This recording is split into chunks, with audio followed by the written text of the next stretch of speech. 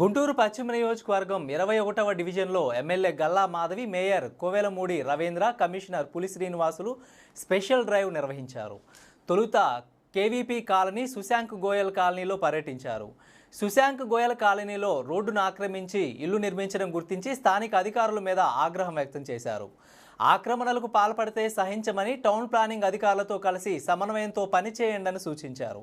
కాలువలు తీయడం లేదని, ఖాళీ స్థలాలు అధికంగా ఉండడం వలన మురుగునీరు చేరుతుందని ప్రజలు ఫిర్యాదు చేశారు. ఖాళీ స్థలాలలో బోర్డులు ఏర్పాటు చేయాలని ఎమ్మెల్యే గల్లా మాధవి సూచించారు. శివారు ప్రాంతంలో అత్యంత ప్రకాశవంతమైన వీధి దీపాలు ఏర్పాటు చేయాలని ఎమ్మెల్యే ఆదేశించారు.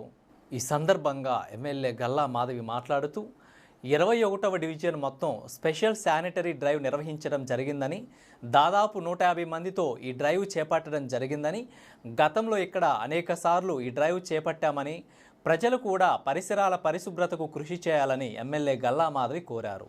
ఎందుకంటే గతంలో అనేక సార్లు ఇక్కడ స్పెషల్ శానిటరీ డ్రైవ్ చేపట్టినా కూడా పరిస్థితిలో మార్పు కనిపించడం లేదని అన్నారు. దీనివలన వారు అనారోగ్యానికి గురవ్వడమే కాక విషసర్పాలు ఇళ్లలేక చేరుతున్నాయని, అదేవిధంగా ఖాళీ స్థలాలు అలాగే వదిలివేయడం వలన దానిలోకి వర్షపు నీరు చేరి పశువులు, పందులు చేరడం వలన అధ్వానంగా తయారయ్యాయని అన్నారు.